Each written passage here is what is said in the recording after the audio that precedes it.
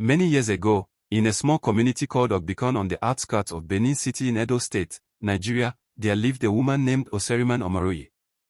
Oseriman hadn't always been the hollow-eyed, broken woman who stumbled through Ogbikon that particular morning. Just 6 months earlier, she had been a wife, a mother, a woman who laughed easily and hummed Edo praise songs while cooking. But death, that cold, merciless thief, had snatched her husband, Oseji Omaroye, right from her arms. And when death takes the breadwinner in a poor home, everything else begins to crumble like soft ground in rainy season. The widow's desperation. Oseji's sickness had started small, a cough today, a headache tomorrow, until it grew into a monster that swallowed him whole. They tried everything. They went to a native doctor in another Benin village, who mixed roots and leaves that smelled like punishment. They went to church, where the pastor prayed fire and thunder prayers that shook the zinc roof. They sold their small generator, the standing fan, Oseriman's wedding bead and gold earrings, and even their only goat to take Oseji to a private hospital in town. Nothing worked. One cold February morning, Oseji squeezed Oseriman's hand, smiled weakly at his 4 children gathered around the bed, and whispered, "Oh sorry, take care of them." Then he closed his eyes and never opened them again. Oseriman screamed so loudly that morning, the neighbors later said even the chickens stopped clucking. But grief doesn't pay rent. And hunger doesn't care about your tears. 2 months after Oseji's death, Oseriman sat on the bare floor of her tiny one-room apartment in Ogbikon. Her 4 children, ages 5, 7, 10, and 13, stared at her with hungry eyes. The landlord had just left, after threatening to throw them out if she didn't pay the 3 months' rent she owed. 3 months' rent, 15,000 naira. It might as well have been 15 million. She had no job, no skills, no relatives in Benin who could help. Oseji's family had come from their village for the funeral, eaten and drunk like kings, and vanished like smoke. Her own people lived far away in another state and were too poor to send anything. She was alone. Completely, terribly alone. That evening, as she sat outside her door, turning the last 200 Nigerian nairas in her hand and wondering how to stretch it for food, her neighbor, a woman named Isiosa, came to sit beside her. "Oh sorry," Isiosa said quietly, "I've been watching you suffer. I can't just keep quiet again." Oseriman didn't even look up. "Unless you have money to give me, Auntie Ese, there's nothing anyone can do." "I don't have money," Isiosa admitted. "But I know someone who can help you." Oseriman turned to her slowly. "Who?" Isiosa leaned closer and whispered, "The Royal Sister Circle." The Royal Sister Circle. Every woman in Ogbikon knew about the Royal Sister Circle. They were the most powerful women's group in the area. They controlled a lot of what happened in Ikosa Market. Helped widows, or so people said. Ran a cooperative society. Could get you a stall in a good location. Could lend you money for business. But Oseriman had also heard the whispers. Women who joined them became rich suddenly. But strange death started in their families. They had too much power. They knew things they shouldn't know. "I don't know, Auntie Ese," Oseriman said slowly. "I've heard things about them, things that don't sound right." Isiosa waved her hand. "No village gossip. Jealous people. The truth is, they help women. Their leader, Mama Ivy, was once like you. Poor widow, nothing to her name. Now see her, one son is a doctor in Lagos, one daughter is in the UK, another in university, all because of the Royal Sister Circle." Doctor. UK. University. Oseriman's heart started beating faster. How do I join?" she asked quietly. "Go to Ikosa Market tomorrow," Isiosa said. "Near the big Udora tree, there's a small office. That's where Mama Ivy sits. Tell her I sent you. She'll help you." That night, Oseriman barely slept. She kept seeing her children's hungry faces, the landlord's hard eyes, the emptiness of her purse. What choice did she really have? Meeting Mama Ivy. The next morning, she wore her best wrapper, the only one without holes, and went to Ikosa Market. The market was buzzing. Women shouting prices. Men pushing wheelbarrows. The smell of fresh tomatoes, smoked fish, and ground pepper mixing in the air. Her heart pounded as she walked to the big Eudora tree. Under it sat a small wooden shed. Inside, behind a rough table, like she owned the entire world, sat Mama Ivy. She was in her late 40s, chubby, with eyebrows drawn so high they almost touched her hairline. Her lips were painted a deep, blood red. Gold bangles jingled on her wrists, gold earrings swung from her ears. She wore wealth like a second skin. She looked up as Oseriman stepped in. Her eyes, sharp, calculating, swept from Osori's worn slippers to her tired face. Yes. Mama Ivy's voice was smooth, sweet, but underneath, there was something cold. Good afternoon, Ma, Osori said, voice shaking. My name is Oseriman Omarui. Auntie Isiosa sent me. She said you can help me. Help you with what? Mama Ivy asked, leaning back and studying her like cloth in a tailor's shop. I'm a widow, Ma, Osori whispered. My husband, Oseji, died 2 months ago. I have 4 children, and I can't feed them. The landlord wants to throw us out. I heard your circle helps women start business. I'll do anything. Even if it's just selling Gary. Anything to feed my children. For a long moment, Mama Ivy just stared. Then she smiled. But it wasn't a warm smile. It was the kind a cat gives a mouse. Oh, my sister, she said, voice dripping with pity. I understand your pain. I was once exactly where you are. My husband died, left me with nothing. I wanted to jump into a Koba River and end it all. Osori gasped. Really, Ma? Yes. But this circle, the royal sister circle, they saved me. They gave me money. They gave me a stall in this market. Look at me now.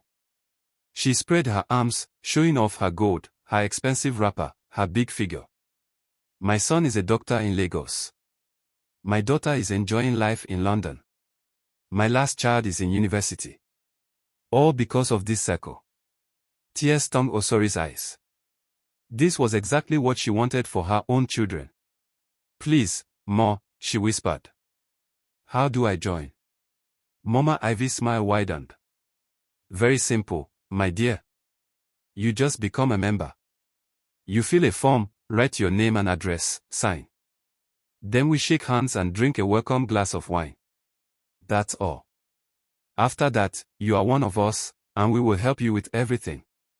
It sounded too easy. But desperation doesn't ask many questions.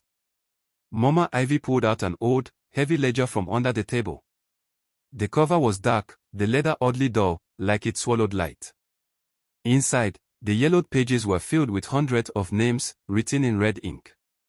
Ink that looked more like dried blood than pen. But Oseriman didn't notice. Hope was too loud in her chest. Write your full name here, Mama Ivy said, opening to a blank page. Sign at the bottom. The pen felt strangely cold in Osori's hand, but she wrote carefully. Oseriman Omarui. Then she signed her name. Perfect, Mama Ivy said, clapping softly. Now we seal your membership with a drink. She brought out a bottle of red wine. The liquid inside was so dark it was almost black. It seemed to shimmer strangely in the dim light of the shed. She poured into 2 glasses and handed one to Osori. To prosperity, Mama Ivy said, lifting her own. Welcome to the circle, my sister. Osori hesitated. The wine smelled sweet, yes, but underneath was a metallic scent that made her stomach twist. Then she pictured her children's faces. The landlord's threats. The empty cupboard. She lifted the glass and drank. It was cool, rich, luxurious.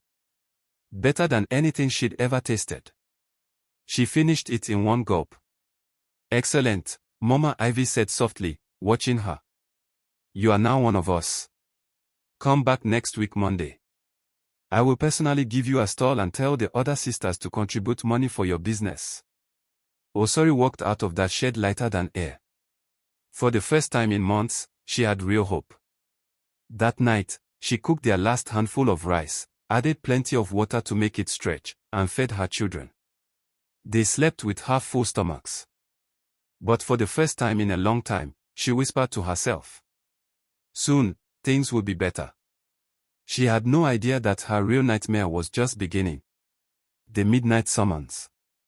That night, she fell asleep easily. But exactly at 12 midnight, her eyes snapped open. Not slowly, like normal waking up. They flew open, as if invisible hands had yanked her eyelids. She lay on the thin mat on the floor. Her 4 children slept peacefully around her. The only light was faint moonlight through the window, but somehow she could see everything. Every crack in the wall. Every cobweb in the corner. Every rise and fall of her children's chests. Her vision was unnaturally sharp. Then she heard it, a low rustling sound. Like wind in leaves, but inside the room. She tried to sit up. Her body refused. She was completely awake, but completely paralyzed. Then, through the solid wall, like it was smoke, 2 figures drifted into the room. The first was Mama Ivy. But not the way she'd looked that day in the market. Her face was gaunt, skull-like, with sunken cheeks and hollow eyes glowing faint red. She wore a white wrapper covered in strange symbols drawn with ash or blood. Her movements were too smooth, too fluid, like she didn't walk, she glided. Beside her was another woman, younger, but with the same glowing eyes and eerie movements.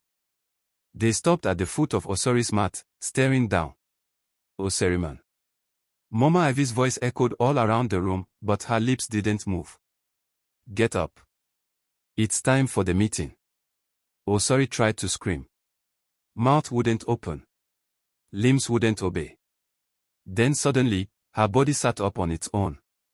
She stood, looked down, and gasped. She was no longer in her old wrapper. She now wore a white cloth with red symbols like theirs. Her hands and feet were marked with strange signs. She had no idea how or when that change had happened. "Follow us," the younger woman said, her voice like metal scraping rock. "No," Osori managed to whisper. "What meeting?" "It's midnight." "My children." "Your children are fine," Mama Ivy said coldly. "They cannot see us. They cannot hear us. Only you can. Because you are one of us now. You drank the initiation wine. You signed your name in the Book of Shadows. You belong to the Black Wings Coven." Coven. The word hit her like cold water. I didn't sign up to be a witch.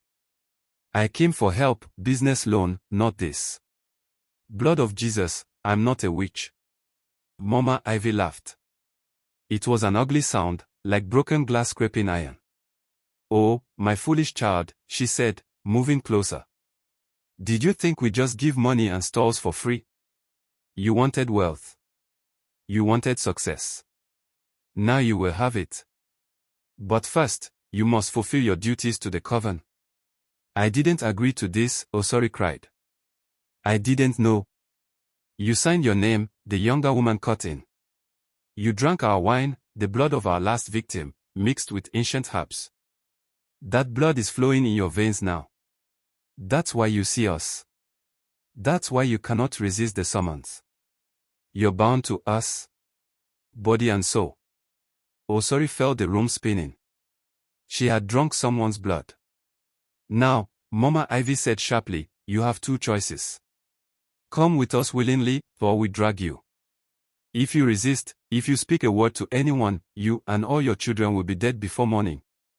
We will feast on your organs, and your neighbors will think it was ordinary tragedy. Choose." Osori looked at her sleeping children, her whole world. She had no choice. I come," she whispered. "Good girl," Mama Ivy said, grabbing her hand. Her grip was ice cold, like holding a corpse. The room dissolved. The forest and the Black Wings Coven. When the world settled again, they stood in a thick forest. Twisted trees rose around them like old men's fingers pointing at the sky. The moon hung low and red, painting everything in a bloody glow. In the center of a clearing burned a huge bonfire. But the flames were purple, not orange, twisting and hissing like living snakes. Around the fire sat rows of ornate chairs, thrones that looked like they belonged in a palace, not a forest. On those chairs sat women. Dozens of them. Osori's blood turned to ice as she recognized face after face.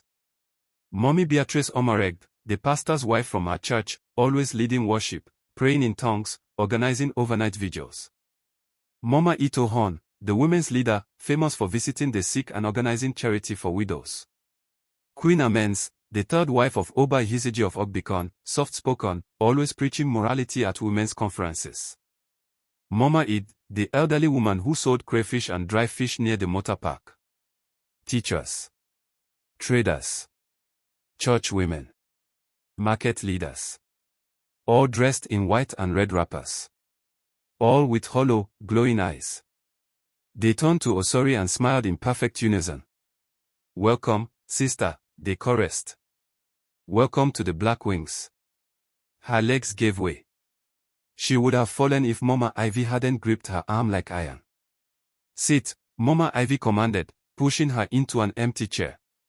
An elderly woman, so wrinkled her skin looked like dried leather, stood up. Her eyes were sharp and ancient. "Sisters," she said, voice strong. "We have a new member. Oseriman Omarui. She has drunk from the cup of binding. She has signed the Book of Shadows. She is one of us now." The women clapped, the sound booming through the forest. "The rules are simple," the old woman, Mama Yua, continued, turning her gaze on Osori. 1. You attend every meeting. Midnight, every night, until we dismiss you. 2. You never speak of this to anyone outside the coven. 3. You never refuse a summons. 4. And when your time comes, you bring your offering. O offering. Osori whispered. Meet, Mama Yua said simply. We all contribute. We all feast. That is how the coven works. We share the kills, we share the power, we share the wealth. Now, she clapped her hands, let us feast. I am hungry. The feast of flesh.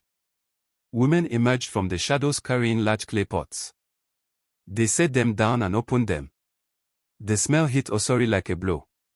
Roasted meat. But underneath it, something wrong. Something her soul refused to accept. They served food onto wooden plates, meat that looked like chicken, rice, vegetables, and dark wine. A plate was pushed into Osori's hands. She looked down, and her stomach twisted. The meat looked like chicken. But she knew it wasn't. She didn't know how she knew. She just knew. It was human flesh. Eat, Mama Ivy said, already chewing her own portion eagerly. I can't, Osori whispered. You will eat, Mama Ivy hissed quietly, eyes flashing red. Or you will be eaten. Choose. Around them, the women were eating and chatting as though at a wedding party. Mommy Beatrice, the pastor's wife, giggled about how she'd caused a car accident last week that killed 3 people. Mama Itohon complained that the liver she got in the last meeting had been too tough. Queen Amens boasted about manipulating her husband, Oba Ihiziji, into making a political decision that benefited the coven. Monsters. All of them. Osori looked at the plate again. The rice was stained red. That was not palm oil. It was blood. She couldn't eat it. But she also couldn't die, her children needed her. So she did the only thing she could think of. She pretended to eat. She cut tiny pieces, lifted them to her mouth, fake chewed, and when no one was looking, slipped them into the folds of her wrapper. She lifted the cup to her lips but allowed most of the wine to spill to the ground. The meeting dragged on for hours, discussions about who they would kill next, who would bring the next offering, who had failed the coven and needed punishment. Finally, around 3 a.m., Mama Yua stood and dismissed them. The forest dissolved. Osori found herself back on her mat, children still sleeping. For a moment she thought, maybe I dreamt it. Then she felt something heavy tied in the corner of her wrapper. She quietly untied it.